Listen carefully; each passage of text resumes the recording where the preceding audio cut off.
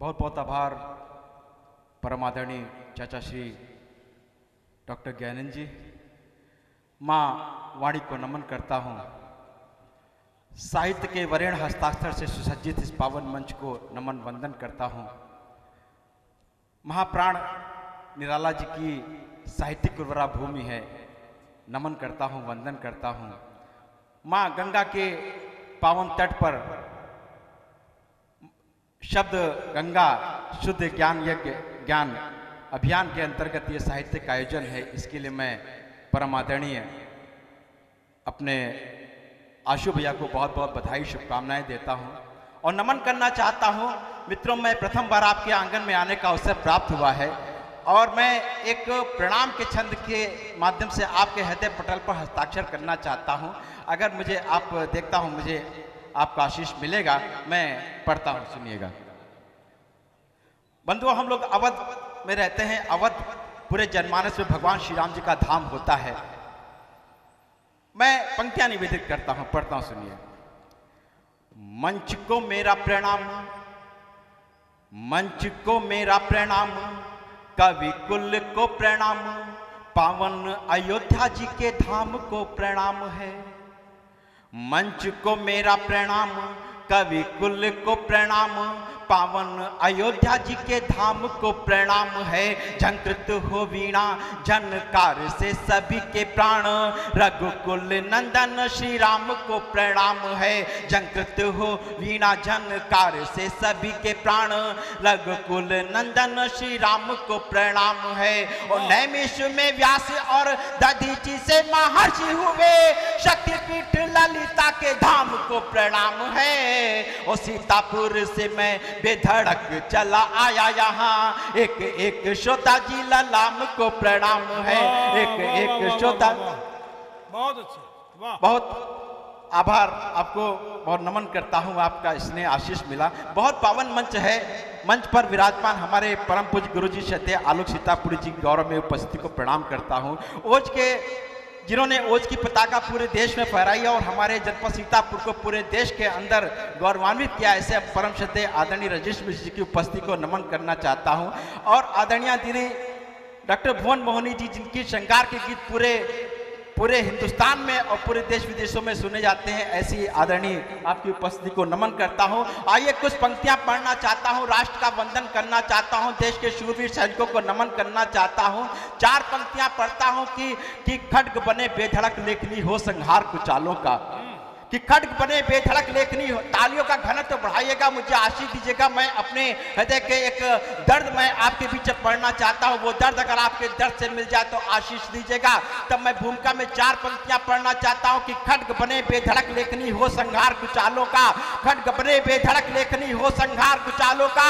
शोणित से होता अभिनंदन राणा जी के भालों का, और वीर प्रसूता भारत माता संस्कारों की जननी है। जो शहीद हो गए राष्ट्रहित वंदन हो उन लालों का, जो शहीद हो गए राष्ट्रहित वंदन हो उन लालों का, वंदन हो उन लालों का। बंधुओं, कहीं ना कहीं विसंगतियों की बात क्या करें साहब। देश के जब हमारा देश आजाद हुआ, आजादी के साथ में विसंगतियां सौगात में मिली, लेकिन क्या संस्कार जीते हैं देश के बेटे भारत की सीमा पर। एक 2 छंद और एक गीत के माध्यम से आपके साथ जुड़ना चाहता हूं, पढ़ता हूं, सुनिए। खौलता लहू है जब वीर बलिदान, ये देश के बेटे क्या संस्कार जीते साफ सीमा पर। तब पंक्तियां निवेदित करता हूं, आपका आशीष में पढ़ता हूं, दीदी को प्रणाम करता हूं। कि खौलता लहू है जब वीर बलिदानियों का, खौलता लहू है जब वीर बलिदानियों का, और ईटी के रण में भी कहा ये मजाल है। खौलता लहू है जब वीर बलिदानियों का, और ईटी के रण में भी कहा ये मजाल है। हाथ में ध्वजा को थाम वंदे मातरम गान, क्रांतिकारियों की शान उनकी मशाल है। हाथ में ध्वजा को थाम वंदे मातरम गान, क्रांतिकारियों की शान उनकी मशाल है। और फाड़ बख्श शत्रुओं का लिख देते इतिहास, फाड़ बख्श शत्रुओं का लिख देते इतिहास। शौर्य से सजाए भालपन महाकाल है, और वीर अभिमन्यु व भरत से पराक्रमी, युग में ही जनती है मातु ऐसे लाल है, युग में ही जनती है मातु ऐसे लाल है। और 4 पंक्तियां और पढ़ता हूं, सुनिएगा। कि गा के गीत बलिदानी वीर थे वो स्वाभिमानी, गा के गीत बलिदानी वीर थे वो स्वाभिमानी, राष्ट्रीय शौर्य रथ पर चढ़ते रहे, ईंट का जवाब सदा पत्थरों से देते रहे, स्वाभिमान हेतु वह वीर लड़ते रहे, और लेके हाथ हथियार किया वार परिवार, लेके हाथ हथियार किया वार परिवार, और इनके संघार हेतु आगे बढ़ते रहे। देश का निशान लिए हो गए शहीद, किंतु राष्ट्र हेतु नया इतिहास गढ़ते रहे, राष्ट्र हेतु नया इतिहास गढ़ते रहे। बंधुओं, 4 पंक्तियां और पढ़ना चाहता हूं। स्वागत। यह मंच बहुत ही गौरवशाली है। यहां पर सारी धाराओं की बात हुई। आदरणीय दीदी डॉक्टर भुवन मोहनी जी का पावन सानिध्य मंच को मिल रहा है। बंधुओं, मैंने भी श्रृंगार लिखने की कोशिश की। 4 पंक्तियां पढ़ता हूं। मैंने श्रृंगार लिखने की बाबूजी को जब कोशिश की, तब मैं पंक्तियां देता हूं कि मैं तुम्हारी ही तरह श्रृंगार लिखना चाहता हूं, मैं तुम्हारी ही तरह श्रृंगार लिखना चाहता हूं। मेरी कविता की भूमिका के लिए आपका आशीष मिले तब पंक्तियां पढ़ता हूं साहब, कि मैं तुम्हारी ही तरह श्रृंगार लिखना चाहता हूं, मैं तुम्हारी ही तरह श्रृंगार लिखना चाहता हूं। प्रेमिका के प्रेम का प्रतिकार लिखना चाहता हूं। हाँ, लिख नहीं पाता कभी नारी प्रणय का गीत मैं, लिख नहीं पाता कभी नारी प्रणय का गीत मैं। देशद्रोही ले सबक अंगार लिखना चाहता हूं, देशद्रोही ले सबक अंगार लिखना चाहता हूं, देशद्रोही ले सबक अंगार लिखना चाहता हूं। कवि को क्यों अंगार लिखना पड़ता है? कवि की भाषा क्यों युद्ध की भाषा हो जाती है? तब मैं एक बात कहता हूं, 1947 में हमारा देश आजाद होता है। आजादी के 70 सालों के बाद में हमारे बेटे भारत की सीमा पर अपने जान की बाजी लगा करके मां भारती के आन बान शान की रक्षा करते हैं। लेकिन जब बेटों के तिरंगे में से लिपट कर शव आते थे, मन कहीं ना कहीं द्रवित होता था। मन में एक प्रश्न उठता था, आखिर कब तक तिरंगे में बेटों के शव लिपट कर आते रहेंगे? उस वक्त मैंने कुछ पंक्तियां लिखने की कोशिश की। अगर वो वेदना आपके हृदय में आज भी अगर संवेदना जीवित हो तो मुझे आशीष दीजिएगा।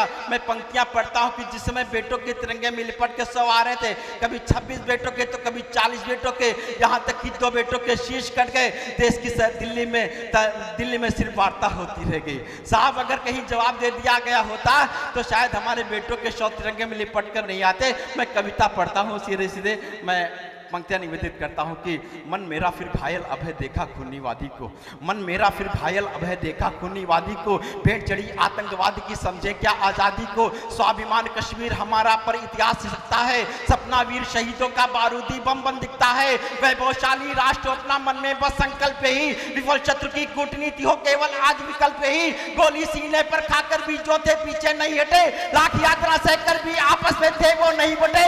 कितनी सुनी मांग हो गई, कितने परिवार अनाथ हुए, राष्ट्रभक्ति में कफन ओढ़कर भारत मां के साथ हुए।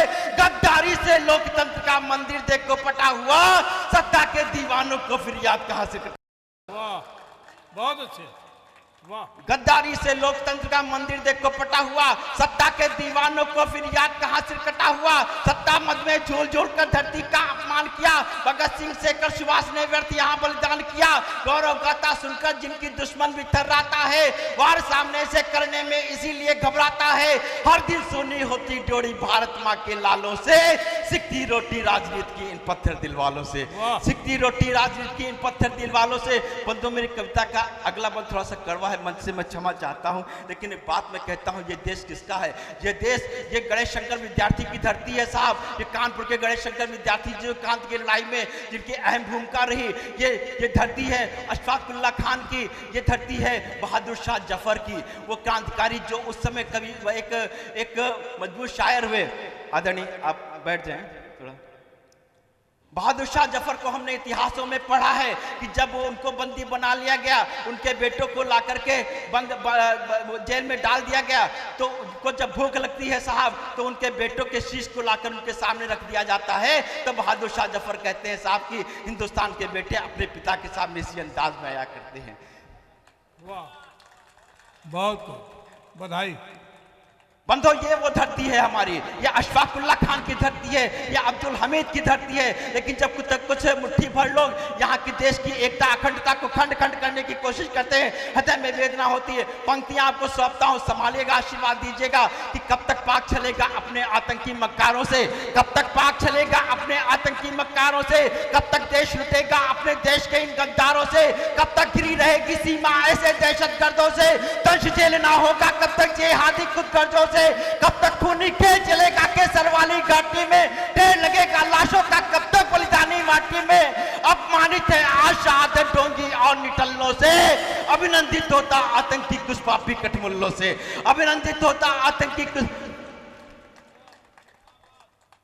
बहुत आभार। मैं तो डर रहा था कि शायद पता नहीं कैसा मन स्वीकार करेगा, लेकिन मित्रों कष्ट होता है जब इस संस्कारों की धरती पर देश को बांटने की कोशिश की जाती है। जब एक विडंबना देखे साहब, जो देश की बड़ी कुर्सी पर बैठकर व्यक्ति नीचे उतरता है तब कहता है हम असुरक्षित है, अशिक्षित हैं।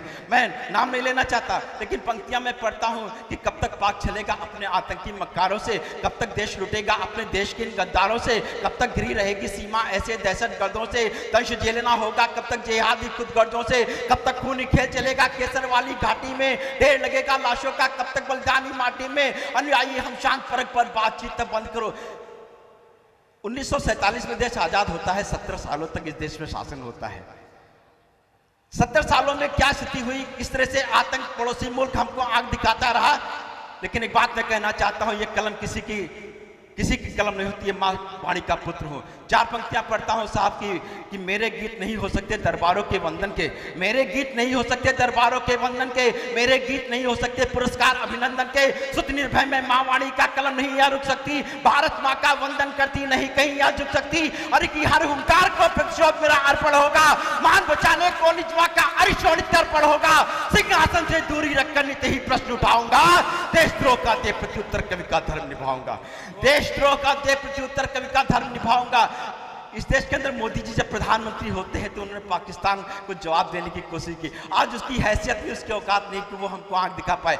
तब मैंने उनके निवेदन की कुछ पंक्तियां उनसे निवेदन करना चाहा, मंच के माध्यम से आप तक पहुंचाना चाहता हूं। सुनिएगा, पढ़ता हूं कि अनुयायी हम शांति परख पर बातचीत तब बंद करो। चाचा जी, अनुयायी हम शांति परख पर बातचीत तब बंद करो। सक्षम सैनिक है सीमा पर से तुरंत प्रतिबंध करो। रोज रोज की ये शैतानी है हमको मंजूर नहीं, लाशों का बदला लेने में है सैनिक मजबूर नहीं। सदियों से नासूर बना जो मोदी जी उसका अंत करो, आदेशित कर सेना को उग्रवाद का अंत करो। रोज रोज के किस्से को फिर खत्म ही हो जाने दो, होता है कर विश्व फिर एक बार हो जाने दो, होता है कर विश्व।